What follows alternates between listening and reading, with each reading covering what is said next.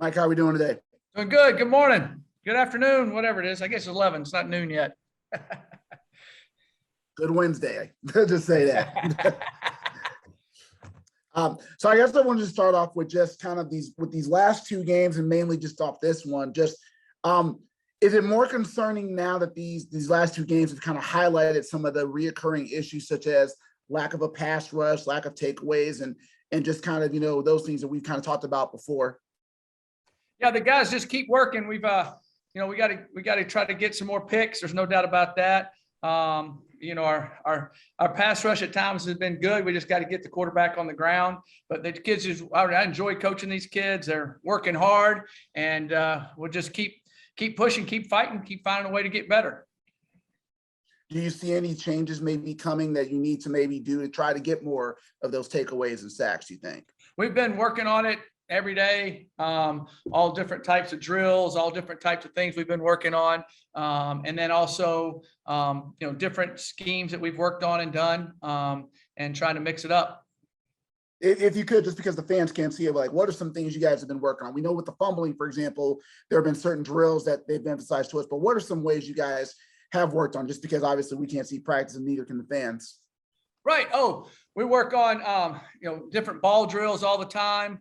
Different breaking on the ball, different areas. I've been doing it for 32 years, and I've had teams that have tons of takeaways. Sometimes they don't. It just all depends on how the ball bounces too, how we're breaking on the ball, how we're doing things. It's just, we've played the most plays, the second most plays of any team in the country. And we've also had the ball thrown on us more than any team in the country. Not even close. So, it's a process that we keep working on and keep going with, and keep pushing at. And,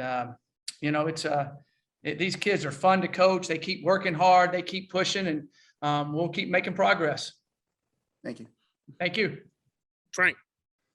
Hey, Mike, how do you balance emphasizing turnovers, but not, put them in positions where they're trying to gamble too much? Right. There's a fine line there. There's no doubt.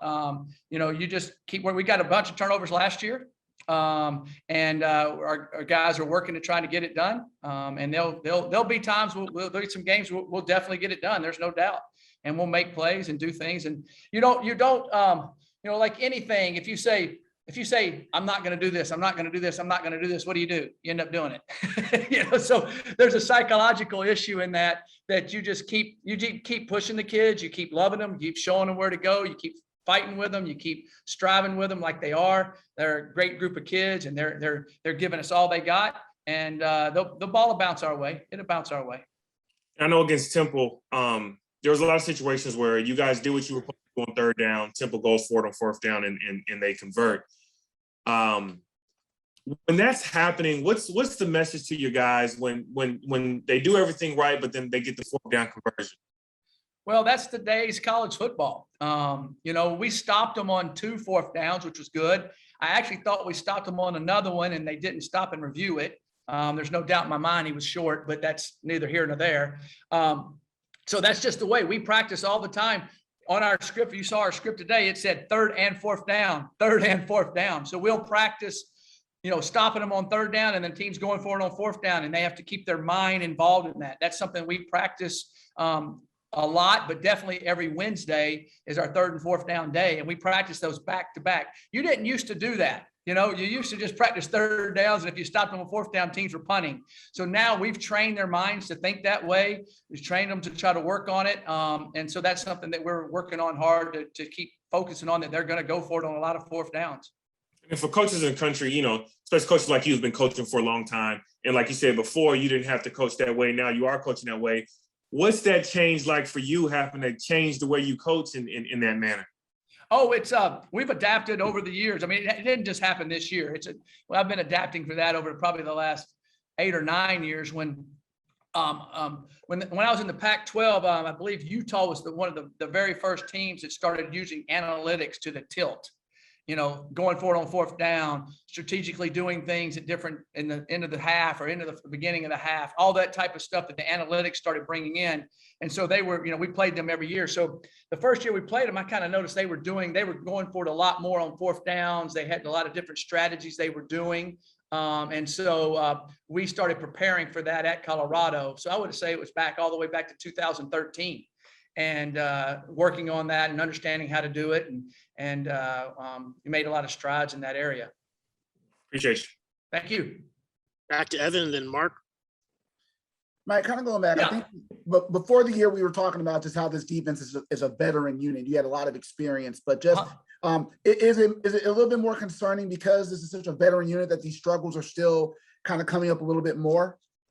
We want to stop them all the time. And football is a great game and a frustrating game at the same time. The thing you have to do with young people is just keep being positive with them, keep giving them different tools to try to be successful, and keep going from there. And we'd like to have made a few more plays. There's no doubt we'll make a few more plays as the year goes along. We'll keep improving, and we'll keep fighting, and we'll end up doing some good things. And we've been right in some games and done well. Ball bounce here, ball bounce there, either way. I thought that the kids have played really, really hard, and definitely we'd like to play better, and we will play better. You mentioned the stat that the teams are throwing on you more this year.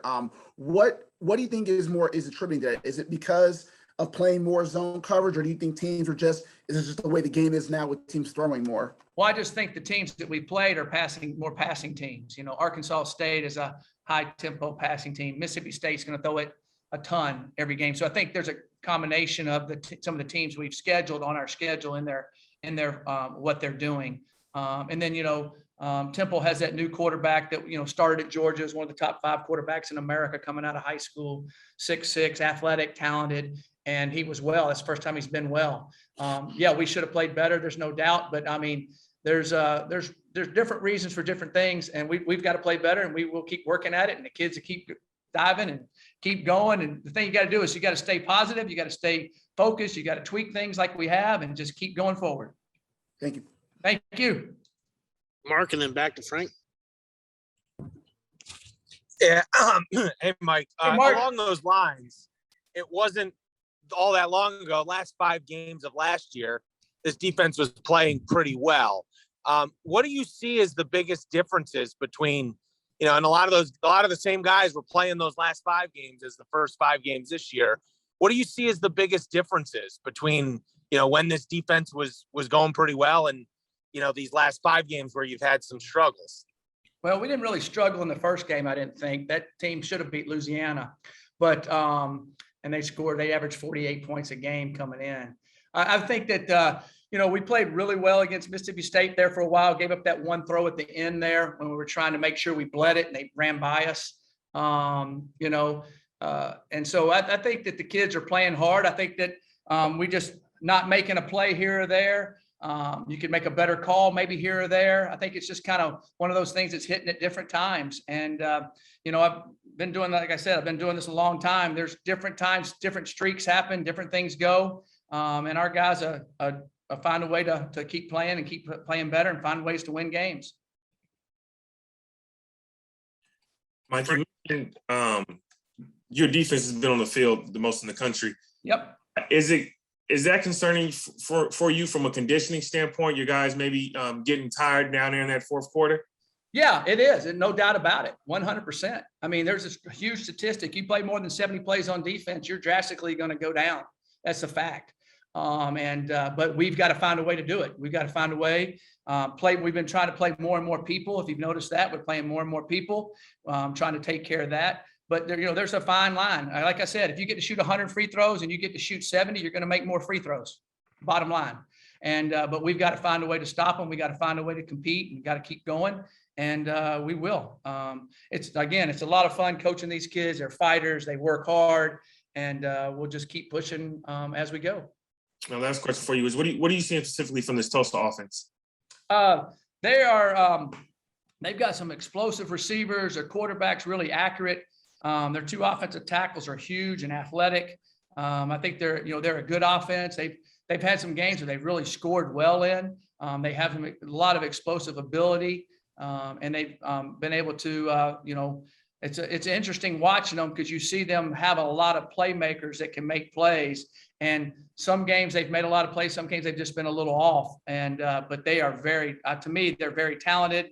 They've got a diverse offense, and the way they do it, they're able to run the football. They spread you across the field like Baylor used to. You know, Coach Montgomery was the offensive coordinator at Baylor before he came to Tulsa. So they have a lot of the Baylor system in them, and they have a lot of explosive ability with their running backs and with their receivers. Thank you, Mike. Thanks, Coach MacIntyre. Thanks, guys. Have a good day.